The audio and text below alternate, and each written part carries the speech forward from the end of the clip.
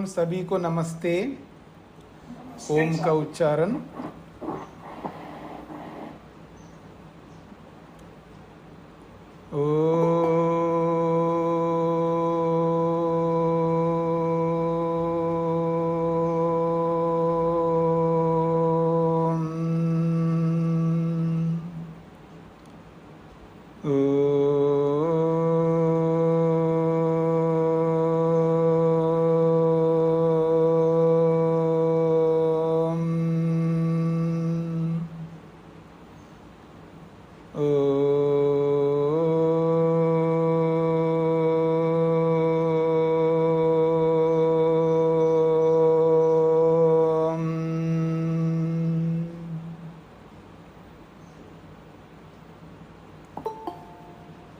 न्याय दर्शन के प्रथम अध्याय के प्रथम आहनिक के प्रथम सूत्र को लेकर के हम विचार कर रहे हैं।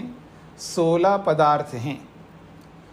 उन 16 पदार्थों में प्रमाण, प्रमेय, संशय, प्रयोजन, दृष्टांत, सिद्धांत, यहाँ तक हमने विचार किया है।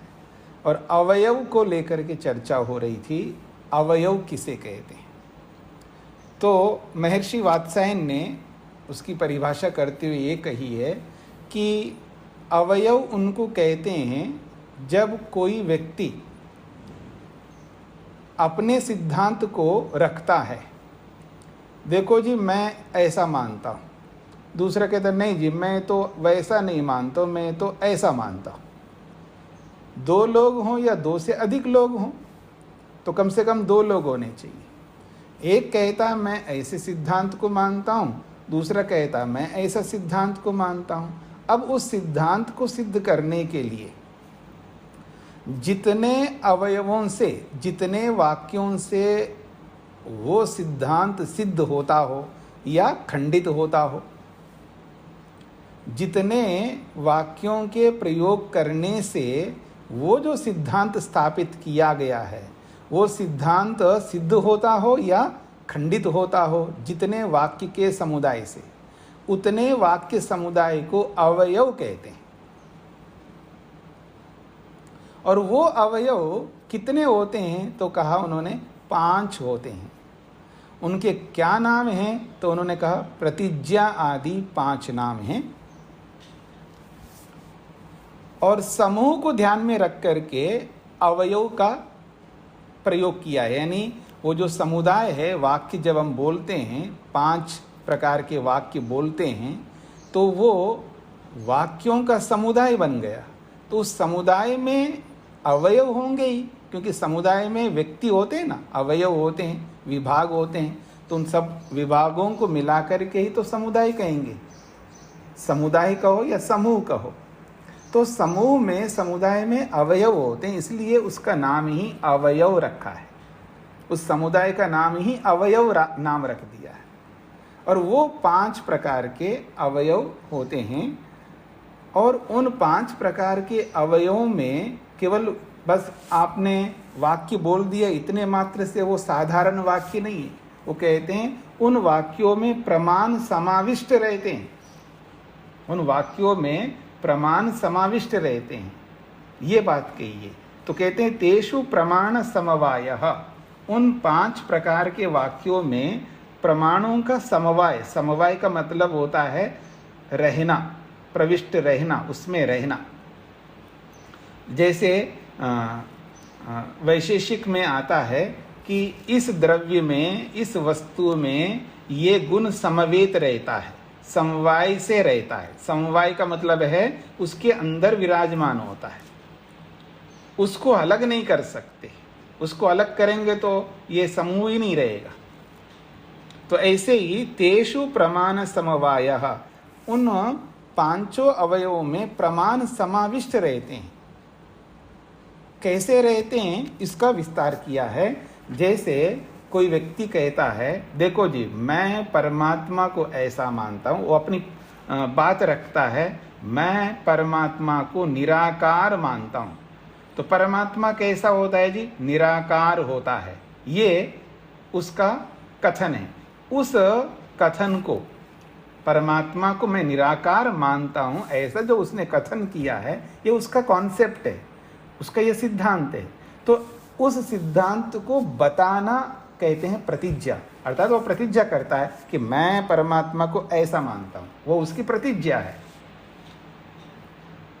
अब इस प्रतिज्ञा वाक्य में परमात्मा निराकार है, बस इतना वाक्य, परमात्मा निराकार है, ये उसका वाक्य है। अब इसको प्रतिज्ञा कहते हैं। अब इस प्रतिज्ञा वाक्य में परमात्मा निराकार है, इस प्रतिज्ञा वाक्य में शब्द प्रमाण है, ये कहना चाह रहे हैं। आगम प्रतिज्ञा, प्रतिज्ञा आगम होता है। जब कोई भी व्यक्ति शब्द बोलता है उससे हमको जानकारी मिलती नहीं मिलती है? जानकारी मिलती है। आगरा में ताजमहल रहता है या आगरा में ताजमहल है, मेरा वाक्य है, तो इस वाक्य से आपको ज्ञान हो रहा है। तो शब्द से होने वाले ज्ञान को शाब्दिक ज्ञान कहते हैं। तो जो मैंने कथन किया वाक्य बोल करके, वो आपके लिए क्या बन जाएगा? शब्द प्रमाण, उसी को आगम कहते हैं। तो प्रतिज्ञा में आगम यानी शब्द प्रमाण रहता है। परमात्मा निराकार है। तो कहता है, तो प्रतिज्ञा हो गई जी। दूसरा वाक्य है जिसको प्रतिज्ञा को सिद्ध करने के लिए उसको कारण बताना पड़ता है कि आपने बोल दिया परमात्मा निराकार है, पर कारण बताओ। उस कारण को न्याय दर्शन की भाषा में कहते हैं हेतु, उसको हेतु कहते हैं। तो जो हेतु वाक्य आपको देना पड़ेगा। परमात्मा निराकार है तो क्यों निराकार है, उसमें हेतु बताना पड़ेगा। ठीक है जी। तो हेतु देंगे, जो भी हेतु देना होगा आगे आपको पता लग जाएगा। तो उस हेतु में क्या प्रमाण है? तो कहते हैं अनुमानम, अनुमान प्रमाण है। उस हेतु में अनुमान प्रमाण है। ठीक है जी। फिर कहा है, आपने हेतु दिया, कारण बताया जी, फिर आप उदाहरण दो। उस हेतु को समझाने के लिए आपको उदाहरण देना पड़ेगा। तो उदाहरण दो, तो उदाहरण दिया जाएगा। तो उदाहरण में क्या है? तो कहा उदाहरण तो प्रत्यक्ष होता है, तो उदाहरण में प्रत्यक्ष है, प्रत्यक्ष प्रमाण है। अब इस उदाहरण को उस प्रतिज्ञा के साथ मिला करके दिखाना होता है। उदाहरण में जो बात कही जाती है उसको प्रतिज्ञा वाक्य के साथ मिला करके घटा करके दिखाना पड़ता है। जैसे मैंने कल उदाहरण दिया था ना, जैसे ये नील गाय है वैसे ही ये गाय होती है, तो उसको घटा करके दिखाना पड़ता है। तो उसको कहते हैं यहाँ पर उपनयन। जो चौथा वाक्य है उसको कहते हैं उपनयन। और इस उपनयन में उपमान नामक प्रमाण है, उसको उपमान कहते हैं। तो आगे आप उपमान नामक प्रमाण को पढ़ेंगे तो आपको समझ में आएगा विस्तार से। तो उस उपनयन में चौथे वाक्य में उपमान नामक प्रमाण रहता है। तो इन चार वाक्यों में चार प्रमाण हैं और प्रमाण चार ही होते हैं। न्याय दर्शन के हिसाब से प्रमाण चार होते हैं, उन्हीं का विस्तार करके 8 बनाए जाते हैं, लेकिन मुख्य प्रमाण चार होते हैं।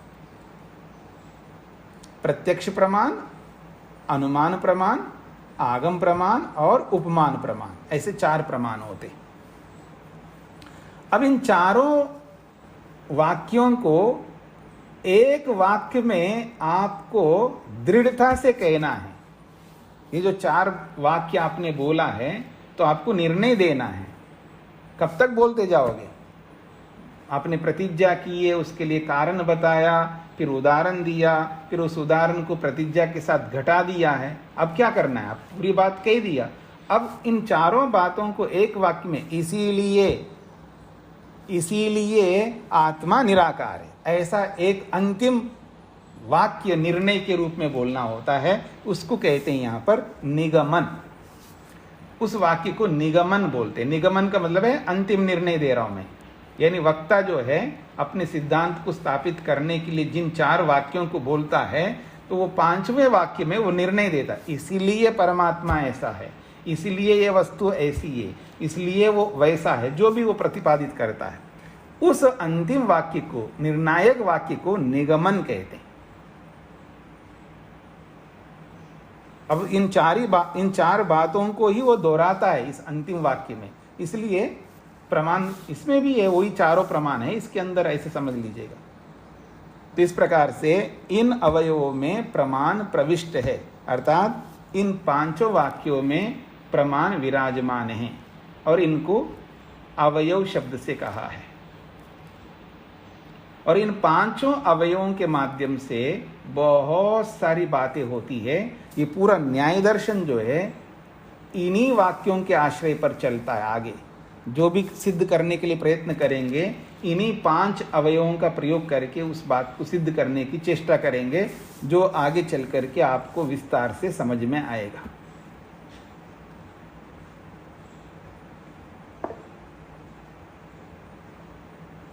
ठीक है जी। तो आप में से ऋचा, रचना जी, क्या पूछना है आपको? नमस्ते स्वामी जी।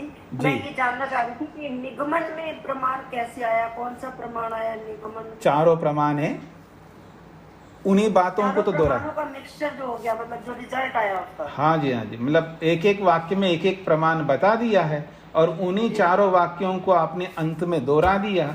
तो जो आपने अंतिम बात को दोहराया है उसमें वो चारों प्रमाण अंतर्निहित है, तभी तो दोहराया आपने। जी जी जी ठीक है जी, धन्यवाद। जी जी। तो ये हो गए जी आपका पंचावयव। इनको पांच अवयव कहते हैं, पांच ही अवयव है इसलिए पंचावयव नाम से भी इसको बोला जाता है। अब कहते हैं सर्वेषाम एकार्थ समवाये सामर्थ्य प्रदर्शनम निगमनम इति। ये जो पांचवा वाक्य है उसको समझा रहे हैं। कल यहीं पर हम रुक गए थे कल। तो कहते हैं सर्वेषाम एकार्थ समवाय, सर्वेषाम इन चार वाक्यों को एकार्थ समवाय, एक ही वाक्य में समवाय जोड़ना, इन चारों वाक्यों को एक ही वाक्य में जोड़ने पर,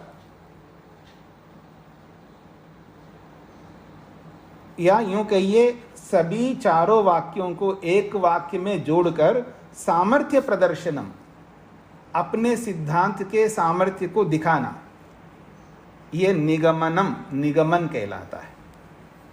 मतलब जो आपका सिद्धांत है ना कि ईश्वर ऐसा ही है, पुनर्जन्म होता ही है, या स्वर्ग होता ही है, मोक्ष होता है, जो भी आप सिद्ध करेंगे, तो सर्वेषाम एकार्थ समवाय, सभी चारों वाक्यों को एकार्थ समवाय, इस एक ही पांचवें वाक्य में बोल करके सामर्थ्य प्रदर्शनम, उसके सामर्थ्य को दर्शाना, उसके सामर्थ्य को दिखाना कि ऐसा ही है, ऐसा जो वाक्य आपका रहेगा उसको निगमन वाक्य कहते हैं। यह निगमन नामक अवयव है वो, उससे आप निर्णय दे देते हैं, एक प्रकार से मोहर लगाते, ये ऐसा ही है, ठप्पा लगा दिया। कहते हैं सो अयम परमो न्यायः इति। और ये जो पंचावयव रूपी जो प्रक्रिया है ये साधारण प्रक्रिया नहीं है, ये परमो न्यायः, ये उत्कृष्ट न्याय है। ये ऐसा वाक्य है पंचावयव वाला कि इसके माध्यम से जब निर्णय दिया जाता है और वो सटीक निर्णय दिया जाता है, फिर उसका खंडन करना फिर किसी के बस की बात नहीं होती है। इसलिए ये परमो न्याय, ये उत्कृष्ट न्याय है। और विशेषकर जब हम वाद के माध्यम से निर्णय देते हैं, जल्प में फिर भी कोई खंडन कर सकता, वितंडा में भी खंडन कर सकता। जब वाद के माध्यम से हम सत्य को जानने के लिए प्रमाण पूर्वक सटीक प्रमाण प्रस्तुत करके उसमें ना कोई छल करते हैं, ना कोई धोखा देते हैं, ना किसी को नीचे गिराने के लिए बोलते हैं, ना उलाहना देने के लिए बोलते हैं। हमारी जो वाणी होती है ना, हम बहुत सारे दोषों से युक्त होकर के बात करते, जब पति के साथ बोलते हैं, पत्नी के साथ बोलते हैं, बच्चों के साथ बोलते हैं, पड़ोसी के साथ बोलते हैं, मित्र के साथ बोलते हैं, या जिस किसी के साथ, गुरु के साथ बोलते हैं, शिष्य के साथ बोलते हैं, हम हमारी वाणी का प्रयोग ऐसा करते हैं जिसमें किसी को दुख देना होता है, किसी को कष्ट देना होता है, किसी को नीचा दिखाना होता है, किसी से ईर्ष्या होती है, किसी से राग होता है, किसी से मोह होता है, उस वाणी में सब झलक करके आते हैं। हमारी वाणी ऐसी होती है, निर्दुष्ट नहीं होती है वो वाणी, अर्थात जिसमें कोई दोष ना हो ऐसी वाणी नहीं होती है। कोई ना कोई उसमें संकेत होता है।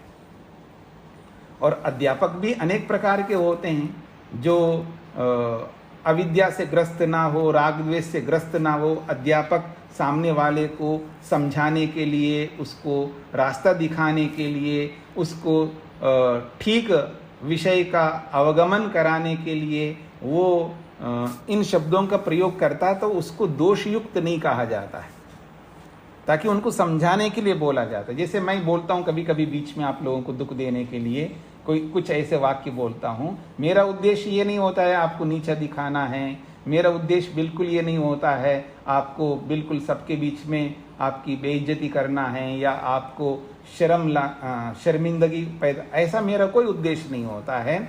मेरा ऐसा बोलने का एकमात्र उद्देश्य होता है आपको यथार्थता का बोध कराना, वस्तु स्थिति का बोध कराना, ताकि आप नियमों को समझें, नियमों पर चलें और कैसे विद्यार्थी को रहना चाहिए।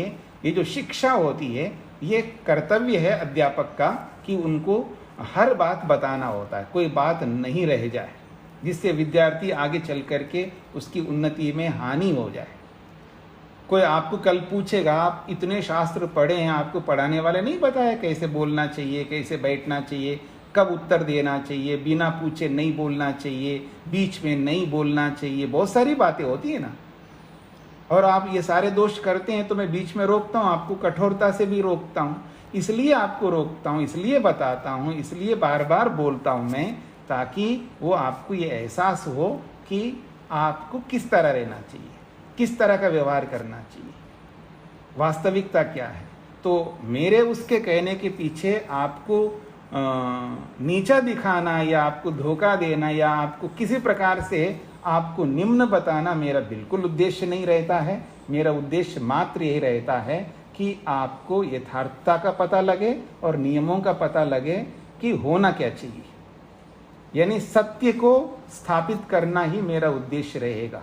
हाँ, अगर किसी कारण से भूल से मैं भी दोष करूँगा तो आप बता दें कि आप देखो जी आप दोष कर रहे हो, तो मैं उसको सुधार करूँगा, उसमें कभी बुरा नहीं मानूंगा। आप मेरे को कैसे बता सकते हैं? बता सकते हैं आप, अगर आपको लगे, और ठीक भी लग सकता है, गलत भी लग सकता है, तब मैं उसका उत्तर दूंगा। अगर आपने उसको दोष बोला है तो उसकी परीक्षा भी तो मैं करूंगा ना कि वास्तव में मैंने वो दोषयुक्त वाणी का प्रयोग किया है, ये यथार्थ बोला है, तो आपको भी प्रमाण पूर्वक बताना होगा। और मैं भी अगर नहीं जी वो दोषयुक्त वाक्य नहीं था तो मेरे को भी प्रमाण देना होगा। अब जब न्याय पढ़ रहे हैं तो न्याय से चलना है सबको, समझ रहे ना मेरी बात को।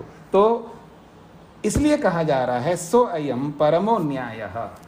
ये जो 5 अवयवों के माध्यम से किसी भी बात को हम रखते हैं या किसी भी बात का हम खंडन करते हैं, किसी को मानते हैं, किसी को नहीं मानते हैं, उसके लिए इन 5 प्रकार के वाक्यों का प्रयोग करते हुए, इन अवयवों का प्रयोग करते हुए प्रमाण पूर्वक जब हम वाद पूर्वक सिद्ध करते हैं, तो अब उसका कोई खंडन नहीं कर सकता।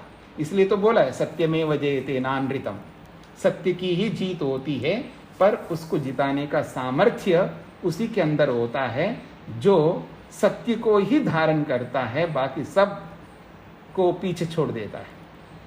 उसकी बहुत बड़ी योग्यता होती है।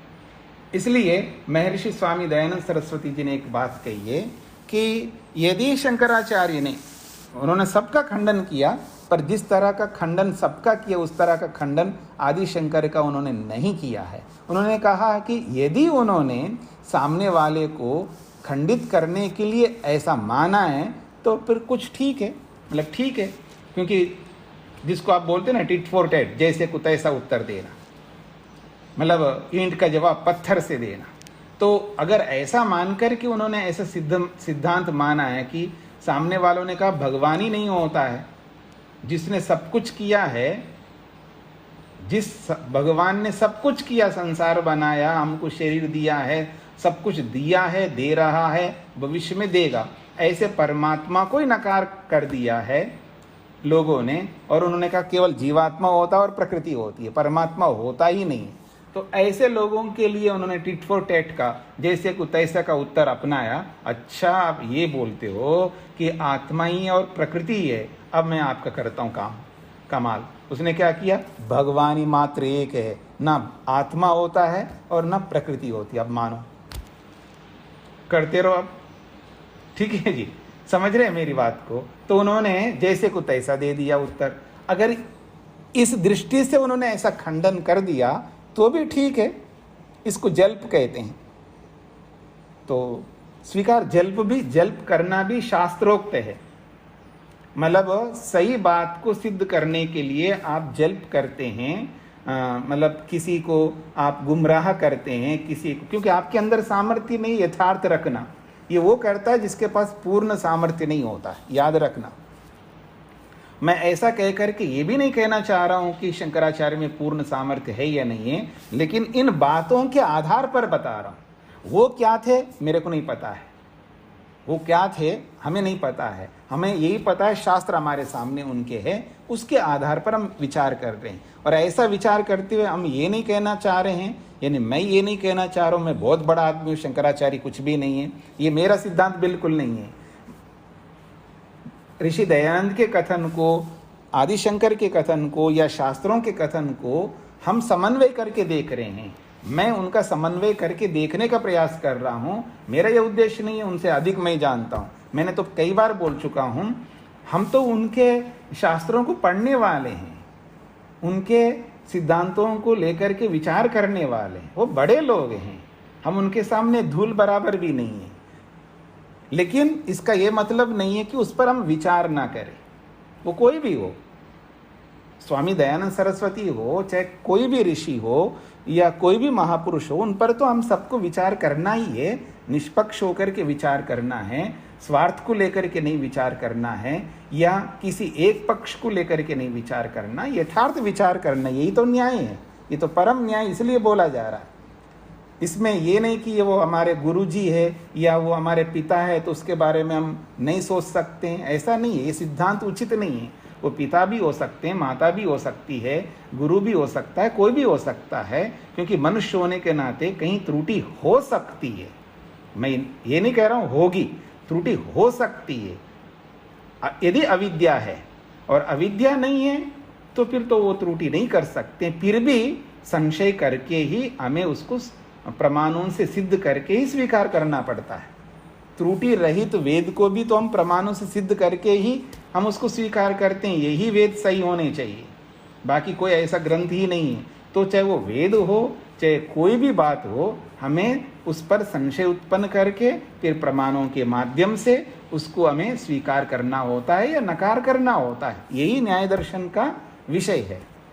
विमृश्य पक्ष प्रतिपक्षाभ्याम, पीछे कहा था ना कि संशय की सिद्धि में पहले उस पर संशय उत्पन्न करो, फिर पक्ष और प्रतिपक्ष रखो और प्रमाणों से उसको सिद्ध करो। यदि है तो प्रमाणों से सिद्ध हो ही जाएगा, नहीं है तो खंडित हो जाएगा। अगर आपने उस पर संशय ही नहीं किया है तो आप पक्ष प्रतिपक्ष रख करके उसको सिद्ध करने का प्रयत्न ही नहीं करोगे। ये उनके लिए है जिनके बारे में हमको जानकारी नहीं है। मेरी बात को हर जगह पे हम नहीं कर सकते। आप ये कहो जी मैं माँ की परीक्षा करूँगा कि ये मेरी माँ है या नहीं है, भाई हर जगह मैं नहीं कहना चाह रहा हूँ। कुछ जगहों पर तो हमको मान करके चलना पड़ता है, जो आपने बोला जी हम मान लेते हैं कुछ चीज़ों में। हर जगह ऐसा नहीं मान सकते और जगह वैसा भी नहीं मान सकते। कहीं मानना पड़ता है, कहीं नहीं मानना पड़ता है। जहाँ मानना पड़ता है उसका विषय नहीं चल रहा है, जहाँ नहीं मान पाते हम लोग वहाँ ये सारा न्याय प्रवृत्त होगा। जहाँ हम लोग नहीं मानते हैं वहाँ पर ये न्याय प्रवृत्त होगा। इसलिए इस बात को समझना है। स्वयं परमो न्यायः, ये जो पंचावयव के माध्यम से जब हम किसी भी बात को सिद्ध करते हैं या किसी का खंडन करते हैं, इससे उत्कृष्ट और कोई न्याय नहीं हो सकता, ऐसा वात्स्यायन कहना चाहते हैं। एतेन वाद जल्प वितंडा प्रवर्तन्ते न अतो अन्यथा इति। एतेन का मतलब है इसी 5 अवयवों के द्वारा। एतेन पंचावयवेन, एतेन अवयवेन, ये जो सातवां अवयव पदार्थ है ना, प्रमाण, प्रमेय, संशय, प्रयोजन, दृष्टांत, सिद्धांत, अवयव, ये सातवां पदार्थ है। तो एतेना, ये जो सातवां अवयव है, इसी के द्वारा वाद चलता है। इसी पंचावयव के माध्यम से ही वाद हम चलाते हैं, और इसी पंचावयव के माध्यम से जल्प चलाते हैं, इसी पंचावयव के माध्यम से वितंडा चलाते हैं। न अतो अन्यथा इति, इसके बिना हम न वाद कर पाएंगे, न जल्प कर पाएंगे, न वितंडा कर पाएंगे। इसलिए पंचावयव बहुत महत्वपूर्ण है। तद आश्रयाचा तत्व व्यवस्था, और बड़ी बात यह है कि तद आश्रया, तत्व व्यवस्था, तत्व व्यवस्था स्त्रीलिंग में, इसलिए आश्रया कहा है। तो तद आश्रया, इसी अवयव के, इसी पंचावयव के आश्रित तत्व की व्यवस्था होती है। यानी किसी भी वस्तु की व्यवस्था, ये ऐसा ही है, यही तत्व है, यही यथार्थता है, यही सत्य है, यही धर्म है, यही पुण्य है, यही न्याय है, ये जो व्यवस्था है, ये व्यवस्था तद आश्रया, इसी पंचावयव के आश्रय से होती है। ये व्यवस्था, अगर इसको हटाएंगे तो हम व्यवस्था ही नहीं कर पाएंगे।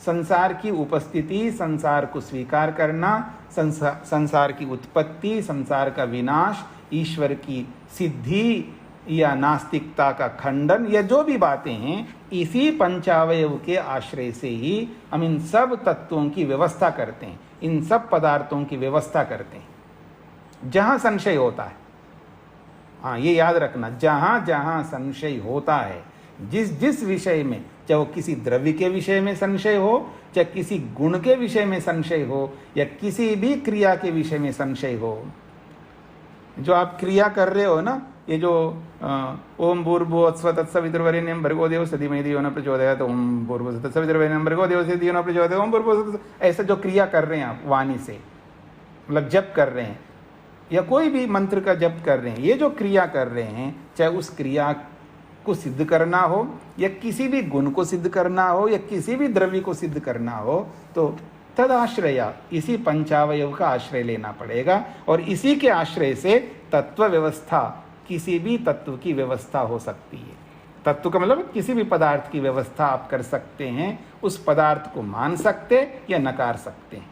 ये इसकी ये चर्चा कही है, यानी ये बहुत बड़ी बात कही है कि इसी पंचावयव के आश्रित ही समस्त तत्वों की व्यवस्था होती है।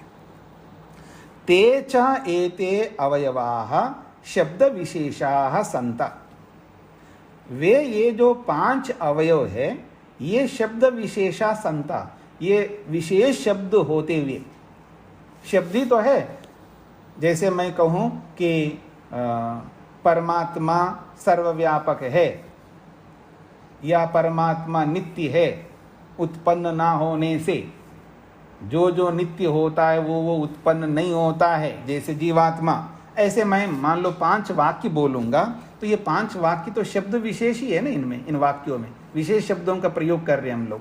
तो कहते हैं ते च एते अवयवा, ये जो 5 अवयव है, ये 5 अवयव क्या है? शब्द विशेषा, इन अवयवों में विशेष शब्द हैं, तो शब्द विशेष हैं। तो ये शब्द विशेष होते हुए भी प्रमेय अंतर्भूता, ये प्रमेय के अंतर्गत आते हैं, क्योंकि ये सब जानने योग्य हैं। प्रतिज्ञा को भी हमें जानना है, हेतु को भी जानना है, उदाहरण को भी जानना है, उपनयन को भी जानना है, निगम को भी जानना है। निगमन को निगमन क्यों कहते हैं, इसके लिए भी सूत्र बना है, आगे ये सारा पढ़ेंगे आप लोग।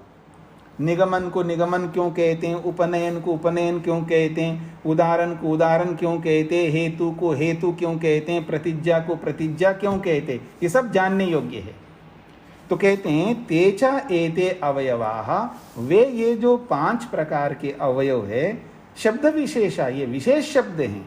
तो शब्द विशेषाः संता, ये शब्द विशेष होते हुए भी प्रमेय अंतर्भूता, ये सब के सब 5 प्रमेय के अंतर्गत आते हैं, क्योंकि ये सब 5 जानने योग्य है, इन सबको जानना है हमको। तो जानने योग्य होने के कारण से प्रमेय अंतर्भूता, प्रमेय के अंतर्गत आते हैं। और प्रमेय के अंतर्गत आते हुए भी इनको अलग से इसलिए पढ़ा है क्योंकि इस सारी बातें जो है जो बताई गई है, अगर इनको अलग से नहीं पढ़ते हैं तो ये सारी बातों को कैसे समझेंगे। तो इन सारी बातों को समझने के लिए एवं अर्थम का मतलब इस कारण से, किस कारण से, इन सब बातों को जानने के लिए पृथक उच्चन्ते, इन पांचों अवयवों को प्रमेय से अलग पढ़ा गया है, इसको अलग पदार्थ माना है, ताकि इसके बारे में यथार्थ रूप से हम समझ सकें। तो 7 पदार्थ हो गए जी, प्रमाण, प्रमेय, संशय, प्रयोजन, दृष्टांत, सिद्धांत, अवयव। अगला पदार्थ है 8वां तर्क, बहुत महत्वपूर्ण है। तर्क, तर्क क्या है? तर्क बहुत तर्क करता है आदमी, ये बहुत कुतर्क करता है आदमी। तर्क शब्द का प्रयोग बहुत करते हैं हम लोग। आखिर यह है क्या तर्क? अब इस तर्क को समझाया जा रहा है। तर्को न प्रमाण संगृहीता, ये तर्क प्रमाण नहीं होता है। कोई समझे कि ये तर्क क्या है तो प्रमाण है, नहीं, ये प्रमाण के अंतर्गत नहीं आता। तर्को न प्रमाण संगृहीता, ये प्रमाण के अंतर्गत नहीं आता। मतलब प्रमाण 4 हैं, प्रत्यक्ष प्रमाण है, अनुमान प्रमाण है, शब्द प्रमाण है और उपमान प्रमाण है। इन चारों प्रमाणों में नहीं आता तर्क।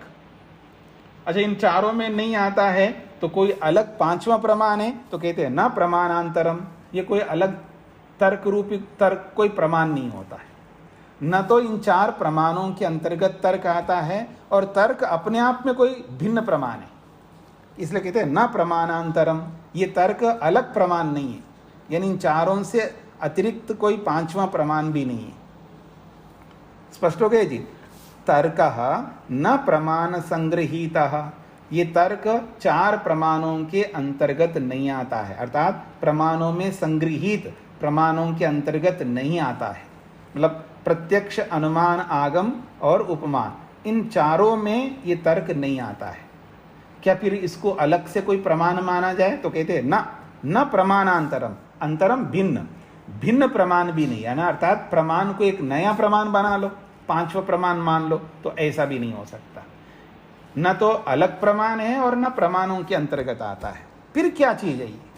तो कहते हैं प्रमाणानाम अनुग्राहकः, प्रमाणानाम अनुग्राहक, प्रमाणों को सहयोग करता है, प्रमाणों के सहयोगी है। अनुग्राहक का मतलब है सहयोगी, प्रमाणों का सहयोग करने वाला है।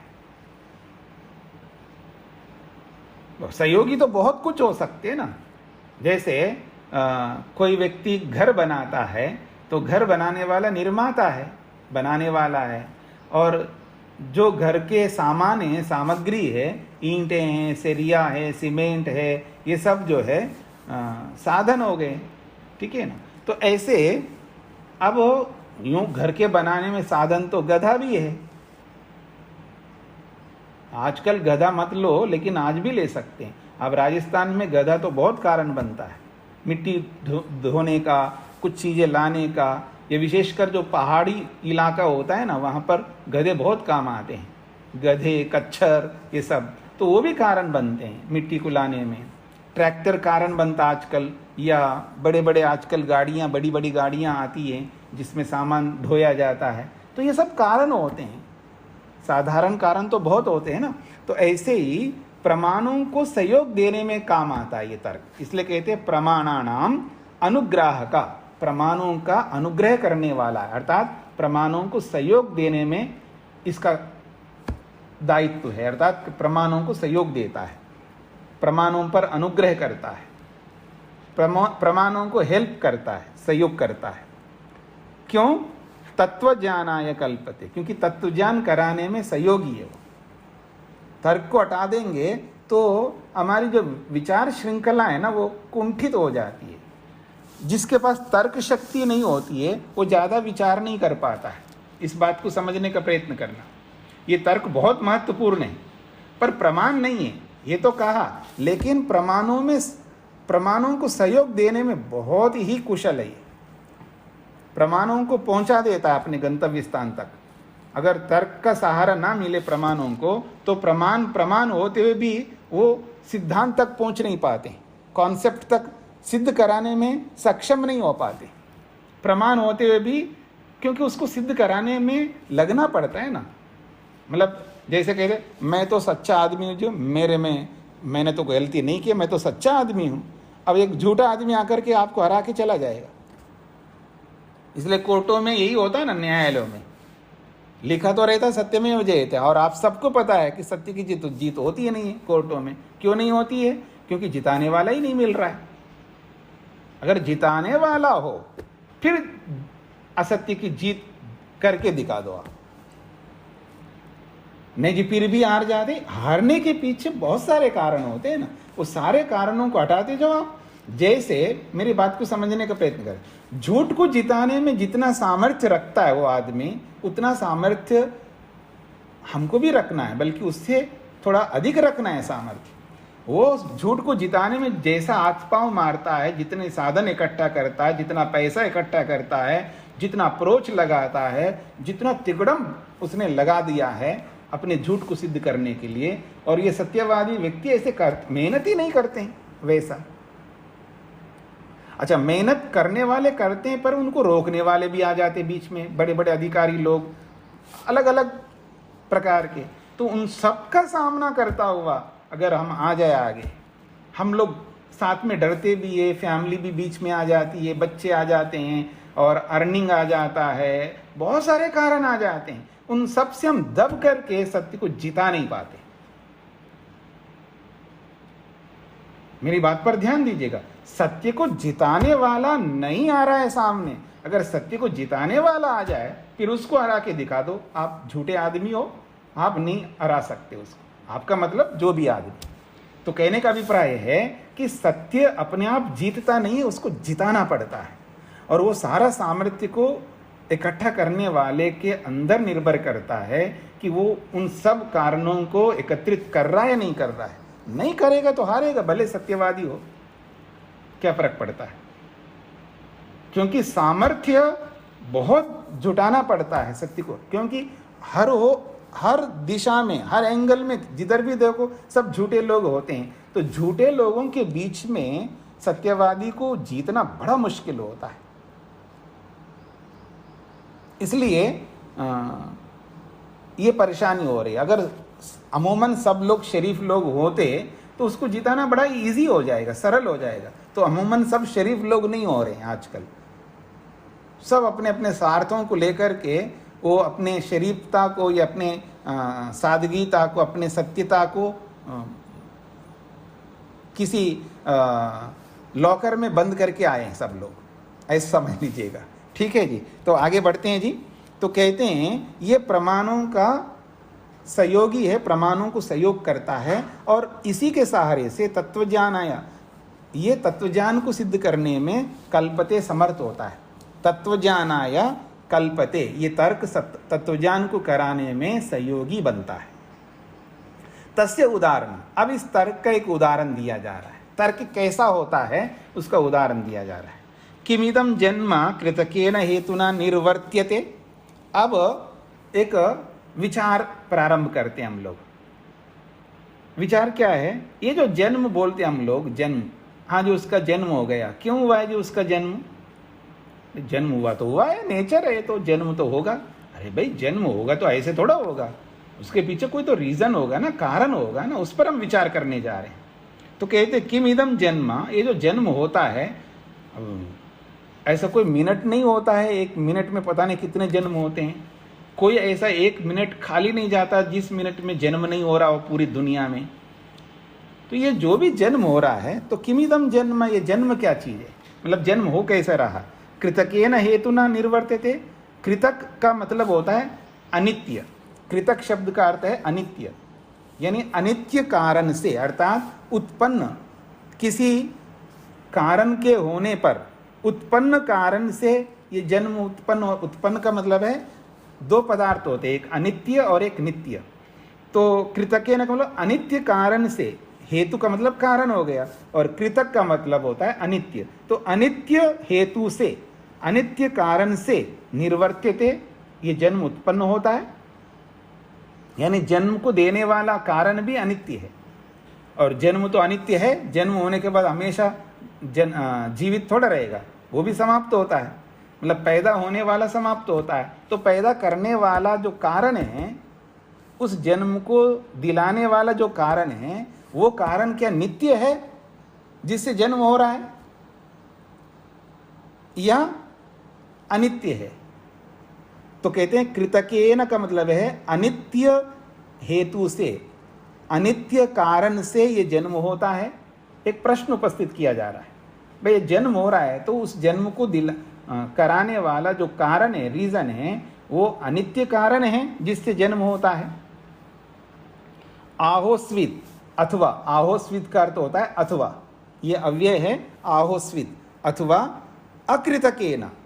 अब अकृत का मतलब नित्य कारण से, नित्य कारण से जन्म होता है, अनित्य कारण से जन्म होता है, नित्य कारण से जन्म होता है। आखिर ये जन्म होता कैसे, ये जन्म के बारे में प्रश्न उपस्थित किया जा रहा है। अब तीसरा बताया अथ आकस्मिकमिति। आकस्मिकम का मतलब है बिना कारण के जन्म होता है, जन्म के होने में कोई कारण ही नहीं है, बिना कारण के जन्म। आकस्मिकम का मतलब है अचानक, अचानक का मतलब बिना कारण, आकस्मिकम का मतलब है अचानक होता है। भाई जी ये तो अचानक हो गए जी, अचानक का मतलब है बिना कारण के हो गया, ये तीसरा पक्ष है। आकस्मिकम का मतलब है बिना कारण के ही जन्म होता है। क्या बिना कारण के जन्म होता है? तो तीन पक्ष हमारे सामने आ गए।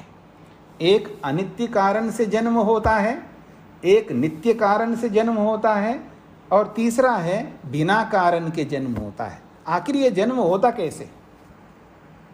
कोई जन्म को देने वाला जो कारण है, वो कारण सदा रहता है क्या?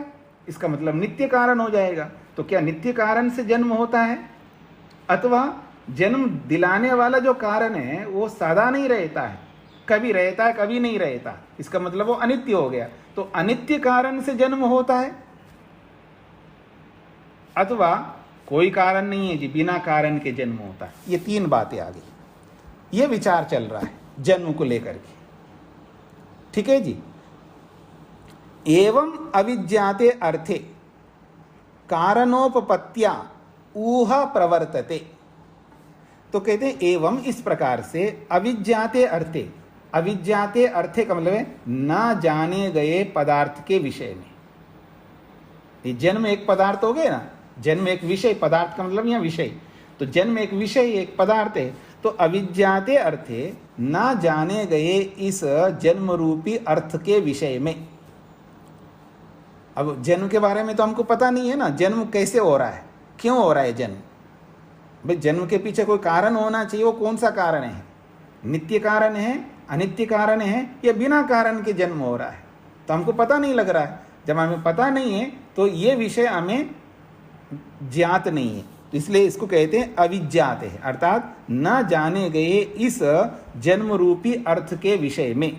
कारणोपत्या, अलग अलग कारणों को उपस्थित करके, अलग अलग कारणों को उपस्थित करके ये जो हुआ चल रही है, हुआ कहते हैं विशेष विचार, एक विशेष अलग प्रकार का विचार। ऊहा का मतलब है एक ऐसा विचार, विशेष विचार, उस विशेष विचार को हुआ कहते हैं, और उसी हुआ को तर्क कहते हैं। देखिए ये सामान्य विचार चल रहे हैं, भाई अनित्य कारण से जन्म होता है, ये सामान्य विचार है, कोई भी कर सकता है, ऐसा सामान्य विचार हो गए ना। भाई बिना अनित्य कारण से जन्म होता है क्या, ये एक विचार है, अथवा नित्य कारण से जन्म होता है, ये दूसरा विचार है, और तीसरा विचार है बिना कारण के जन्म होता है। ये सब सामान्य विचार हो रहे हैं। ये सामान्य विचार किसके बारे में हो रहे हैं? एक ना जाने गए विषय के बारे में हो रहे हैं। और उस विषय में जब हम अलग अलग कारण ला रहे हैं ना, अनित्य कारण, नित्य कारण या बिना कारण, इन कारणों के विषय में अब एक नया विचार आकर के वहाँ टूट पड़ता है हमारे मन के अंदर। एक विशेष विचार आता है मन के अंदर, वो जो विशेष विचार आ पड़ता है वहाँ पर उस प्रसंग में, उसका नाम है ऊहा। अब ऊहा प्रवृत्त हो रही है। कहते हैं यदि कृतकेन हेतुना निर्वर्त्यते। हम पहला वाक्य था कि कृतक कारण से जन्म उत्पन्न होता है, मतलब अनित्य कारण से जन्म होता है, जो पहला विचार है, अगर इस विचार को मान ले तो क्या आपत्ति आती है? उस आपत्ति को दर्शाने वाला विचार, विशेष विचार आ रहा है मन के अंदर। अच्छा, अगर मान लेते हम लोग, ठीक है जी, अनित्य कारण से जन्म होता है, अगर ऐसा मान ले तो कहते हैं हेतु उच्छेदात उपपन्नो अयम जन्मोच्छेद। जब अनित्य कारण से जन्म होता है, अगर ऐसा मान ले तो क्या आपत्ति आ सकती है? तो एक विशेष विचार हम उत्पन्न कर रहे हैं मन के अंदर, हेतु उच्छेदात। अगर वो हेतु अर्थात वो जो कारण है, जिस कारण से जन्म हो रहा है, उसको अनित्य माना है, तो अनित्य का मतलब वो कारण हमेशा नहीं रहेगा। तो जब वो कारण नहीं रहेगा तो जन्म भी नहीं रहेगा, ये बात आ जाएगी। जब कारण नहीं रहेगा तो जन्म कैसे रहेगा? आपने जन्म का कारण अनित्य माना है। अनित्य का मतलब है सदा नहीं रहने वाला कारण। जो जन्म को देने वाला कारण सदा नहीं रहता है, अगर ऐसा है तो जन्म भी नहीं रहेगा। ऐसा जो विशेष विचार आ रहा है हमारे मन में, उस विशेष विचार को ऊहा कहते हैं। अथ अकृतकेन हेतुना, अब दूसरा वाक्य था नित्य कारण से जन्म होता है, ये दूसरा विचार था। अकृतकेन हेतुना अर्थात नित्य हेतु से, नित्य कारण से जन्म होता है, अगर ये विचार मान ले तो क्या आपत्ति आ सकती है? तो ततः का मतलब है उस नित्य कारण से हेतु उच्छेदस्य अशक्यत्वात्, फिर हेतु तो हटेगा नहीं, वो तो हेतु को, अपने कारण को नित्य माना है। तो जब हेतु के न हटने के कारण से अनुपन्ना जन्मोच्छेदा, फिर जन्म का उच्छेद नहीं हो पाएगा, अर्थात जन्म हमेशा बना रहेगा। अब जन्म लिया है तो लिया है, पर वो हटेगा नहीं। पैदा हो गए तो हो गया, अब वो मरेगा नहीं, क्योंकि जन्म को देने वाला नित्य है। तो जब तक देने वाला रहेगा तब तक जन्म रहेगा, ये बात आ सकती है। तो कहते हैं ततः हेतु उच्छेदस्य अशक्यत्वात्, उस हेतु के, तथा का मतलब है उस हेतु के उच्छेद ना हो सकने के कारण से, उस हेतु के उच्छेद ना हो सकने के कारण से, उच्छेद का मतलब है नष्ट ना होने के कारण से, उस कारण के उच्छेद यानी नष्ट ना होने के कारण से जन्मोच्छेद अनुपन्ना, फिर जन्म का उच्छेद नहीं हो पाएगा, अर्थात जन्म समाप्त नहीं हो पाएगा। जन्म लिया है तो सदा बना रहेगा, ये बात आ सकती है। तो ये जो विशेष विचार आया है, यदि जन्म देने वाले को नित्य माना जाए तो जन्म भी नित्य बना रहेगा, ऐसा जो विशेष विचार मन में आ रहा है, उस विशेष विचार को ऊहा कहते हैं। फिर तीसरी बात है अथ आकस्मिकम। अच्छा जी, बिना कारण के ही जन्म होता है ऐसा मान लिया जाए, तो अगर ऐसा मानेंगे तो क्या आपत्ति आ सकती है? अथ आकस्मिकम, बिना कारण के, अतः आकस्मिकात् निर्वर्त्यमानम न पुनर्निर्वत्स्यति इति। यदि बिना कारण से जन्म उत्पन्न हो गया ऐसा मानते हैं तो न पुनर्निर्वत्स्यति, एक बार उत्पन्न हो गया, दोबारा उत्पन्न नहीं होगा जन्म, क्योंकि आकस्मिक है ना, बिना कारण के हो रहा है। तो आकस्मिक है तो फिर एक बार उत्पन्न हो गया तो हो गया, अब दोबारा उत्पन्न होगा, तिबारा उत्पन्न होगा, ऐसी बात नहीं आएंगी, क्योंकि बिना कारण के होता है तो बिना कारण के हो गया। तो कहते हैं अतः आकस्मिकात् निर्वर्त्यमानम, जो बिना कारण से उत्पन्न हुआ है तो न पुनर्निर्वत्स्यति, वो दोबारा उत्पन्न नहीं होगा, क्योंकि कारण तो है ही नहीं है। भाई कारण होगा तो बार बार उत्पन्न हो सकता है, जब कारण ही नहीं है तो अकस्मात हो गए, तो अकस्मात रोज रोज हो थोड़ा होगा जी। हाँ जी, आपको पैसा मिल गया जी, 1 करोड़ अकस्मात मिल गए जी, बस ऐसे जा रहा था रोड पे मिल गया, तो रोज जाइए रोज मिलेगा आपको, अकस्मात ऐसे थोड़ा होगा। अकस्मात को समझ रहे ना आप लोग, मेरी बात को समझने का प्रयत्न करना। भाई अकस्मात का मतलब है बिना कारण के ऐसे मिल गए मेरे को 1 करोड़ रुपए, बड़ा परेशान हो रहा था मैं, पैसा नहीं है और अकस्मात मिल गए मेरे को बिना कारण के। अब बिना कारण के जो मिल रहा है तो रोज बिना कारण के ऐसे मिलता रहेगा रोज करोड़, फिर तो दुनिया में सबसे बड़ा धनिक मैं ही हो जाऊंगा। तो अकस्मात होने वाला वो अकस्मात ही होगा, बार बार नहीं होता, ये कहना चाहते हैं। अतः अकस्मात निर्वर्त्यमानम, जो अकस्मात होने वाला ये जन्म है, बस एक बार हो गया, न पुनर्निर्वत्स्यति, वो दोबारा पैदा नहीं हो पाएगा। इति, इस प्रकार से निवृत्ति कारणम न उपपद्यते, उसके हटाने का कारण तो है ही नहीं है। भाई वो अकस्मात हो गया, अकस्मात मिल गया, फिर उसको हटाने वाला कोई कारण आएगा नहीं। तेन जन्म अनुच्छेद, तब भी जन्म का उच्छेद नहीं हो पाएगा, क्योंकि बिना कारण के जन्म हुआ है, तो अब वो जन्म हुआ है वो हुआ है, अब उसके पीछे कारण तो रहा नहीं है, उसके पीछे कोई कारण तो है ही नहीं है, तो जन्म समाप्त क्यों होगा? मिल गया तो मिल गया, वो बना रहेगा, उसको हटाने वाला कारण तो है ही नहीं है, ये बात आएगी। तो ऐसा जो विचार विशेष आ रहा है मन में, इसी को हुआ कहते हैं। एतस्मिन् तर्क विषये, तो इस प्रकार के इस उवा रूपी तर्क के विषय में, ऐसे ऐसे विचारों को जब मन में विशेष विचार ला रहे हैं, इसके विषय में कर्म निमित्तम जन्म इति प्रमाणानि प्रवर्तमानानि, तो जब ऐसा विचार करेंगे तो हमारे मन में आएगा, आखिर ऐसा तो नहीं हो सकता है, ऐसा तो नहीं हो सकता, ऐसा तो नहीं हो सकता, फिर आखिर इस जन्म के पीछे कोई तो होना चाहिए ना कारण, ऐसा कारण होना चाहिए जो सबके लिए बराबर हो, सबके लिए वो कारण बने। भाई आपने जन्म लिया तो आपके लिए भी वैसा ही कारण हो, मैंने जन्म लिया तो मेरे लिए भी वैसे कारण हो, जिसने भी जन्म लिया उसके लिए कोई ऐसा कारण होना चाहिए जो निर्विवाद सबके लिए लागू हो सकता हो। तो इन विचार श्रृंखलाओं में जब हम विचार करते जाएंगे तो कर्म बीच में आ पड़ेगा कहीं ना कहीं से।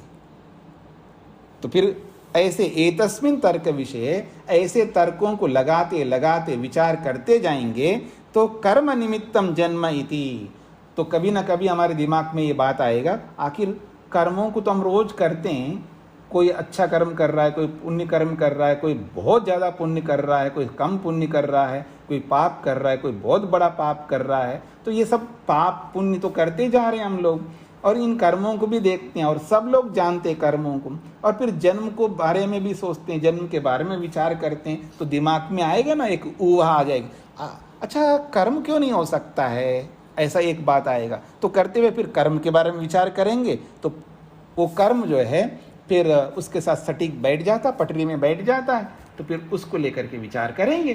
तो इस तरह करते हुए एतस्मिन् तर्क विषये, इस प्रकार का तर्क को ला करके जब विचार करते हैं, तो उस विचार में कर्म निमित्तम जन्म, हाँ कर्म के कारण से जन्म होता है, ऐसी कोई बात सामने आ जाती है, तो प्रमाणानि प्रवर्तमानानि, फिर उस कर्म से जन्म होता है, सब कहीं ना कहीं प्रमाण भी मिल जाएगा हमको, चाहे वो शब्द प्रमाण हो, क्योंकि शब्द प्रमाण ही ज़्यादा होते हैं ऐसे विषयों में, तो कहीं ना कहीं हमको शब्द प्रमाण मिल जाएगा, तो फिर उसके साथ हम निर्णय कर पाएंगे, हाँ शब्द भी यही कहता है, शब्द प्रमाण भी यही कहता है, और हमारा तर्क, हमारी ऊहा भी यही कह रही है।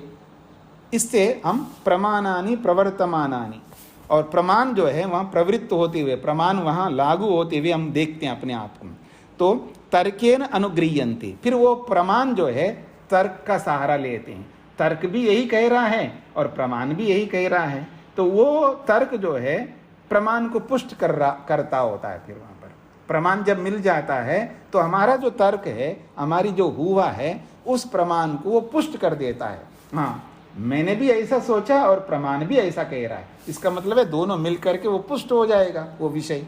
तो इस प्रकार से प्रमाणों को ये तर्क जो है पुष्ट करता रहता है।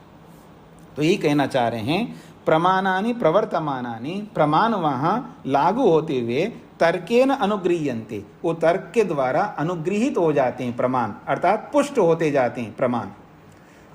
तत्वज्ञान विषयस्य विभागात्, क्योंकि तत्वज्ञान रूपी विषय का ही वो विभाग है ये तर्क, यानी तत्वज्ञान को कराने के लिए सहयोग कर रहा है ना, इसलिए कह रहे हैं तत्वज्ञान विषयस्य विभागात्, तत्वज्ञान विषय का वो विभाग है, यानी तत्वज्ञान को कराने का एक माध्यम है। तत्वज्ञानाय कल्पते तर्क इति, इसलिए ये तर्क तत्वज्ञान को करने के लिए समर्थ होता है, क्योंकि तत्वज्ञान का मतलब है यथार्थ ज्ञान, सत्य ज्ञान। तो इस सत्य ज्ञान को, यथार्थ ज्ञान को कराने में ये तर्क सहयोग कर रहा है और प्रमाणों को सहयोग कर रहा है, इसलिए ये तर्क जो है तत्वज्ञान कराने में साधन है, इसलिए यहाँ पर तर्क को अलग से पढ़ा है। सोऽयम् इत्थं भूतस्तर्कः, तो वह यह इस प्रकार का जो तर्क है प्रमाण सहितो वादे साधनाया। सोऽयम् इत्थं भूतस्तर्कः, वह यह इस प्रकार का जो तर्क है जो अभी ऊपर बताया है उसका जो स्वरूप बताया तर्क का, तो इस प्रकार का जो तर्क है प्रमाण सहिता, प्रमाणों के साथ जुड़ करके, प्रमाण सहिता प्रमाणों के साथ साथ, प्रमाणों के साथ जुड़ करके वाद के विषय में अपने पक्ष को साधनाया सिद्ध करने के लिए समर्थ होता है। वाद करते समय अपने पक्ष को साधनाया सिद्ध करने के लिए वो कारण बनता है। और उपालंभाय च अर्थस्य भवति, और उपालंबाय दूसरे के पक्ष को खंडन करने के लिए, उपालंब कहते खंडन, उपालंब शब्द जो है न्याय दर्शन में उपालंब का मतलब है खंडन। तो उपालंबाय दूसरे के खंडन के लिए वो अर्थ, वो तर्क जो है समर्थ होता है। इति एवं अर्थम, इसीलिए इस तर्क रूपी अर्थ को पृथक उच्यते प्रमेय अंतर्भूतो अपि, प्रमेय के अंतर्गत आते हुए भी तर्क, इन सारी बातों को समझने के लिए इस तर्क को प्रमेय से अलग पढ़ा है शास्त्रकार ने।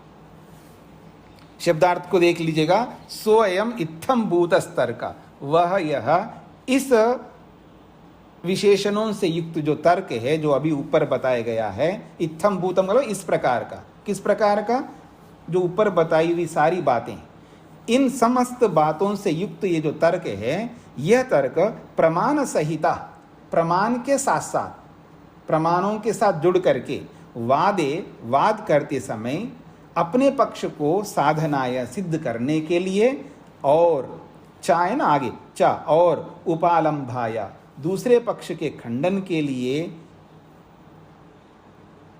अर्थस्य भवति इस प्रयोजन को सिद्ध करने के लिए होता है। एवं अर्थम, इसी अर्थ को, एवं अर्थम इसीलिए, एवं इस प्रकार से इस अर्थ को, अर्थात इस तर्क रूपी अर्थ को प्रमेय अंतर्भूता अपि, प्रमेय के अंतर्गत होते हुए भी पृथक उच्यते, अलग से इसको पढ़ा है शास्त्रकार ने, अलग पदार्थ माना है। ठीक है जी, स्पष्ट हो गया? हाँ जी, रेणु जी को क्या पूछना है? जी स्वामी जी, अभी ये कारण तो समझ में आ गया, कर्मों के कारण जन्म होता है जी, लेकिन उन्होंने ऊपर 3 कारण बताए कि अनित्य, नित्य और आकस्मिक जी। इसमें अनित्य और नित्य में से कौन सा समझा जाएगा? वो तो कर्म ही है ना, कर्म अनित्य ही है ना। कर्म अनित्य है, इसलिए अनित्य कारण है। हाँ जी, अनित्य कारण है, इसलिए जन्म कभी रहता कभी नहीं रहता है। ठीक जी जी जी, जी। हाँ, अनीता जी को क्या पूछना है? माइक खोलिए ना।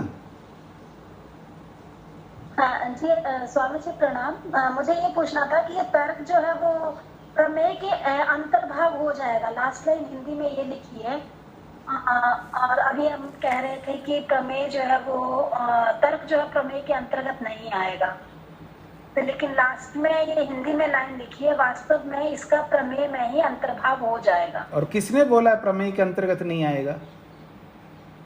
तर्क, अभी मुझे लास्ट में शायद समझने में दिक्कत हुई, तो शायद मैंने गलत समझा होगा। प्रमेय के अंतर्गत आते हुए भी इसको अलग पढ़ा है, ये बोला जा रहा है। ओके, जी जी जी जी। हाँ, शेखर जी। जी प्रणाम स्वामी जी। जी, स्वामी, दृष्टांत के अंदर एक तो जो प्रतिकूल दृष्टांत करते हैं जी, उसको हम उसका दूसरे का खंडन करने के लिए करते हैं, चाहे वो सही भी है। नहीं नहीं नहीं नहीं नहीं, वो आपको उदाहरण का जब विषय आएगा तो विस्तार से समझ में आएगा।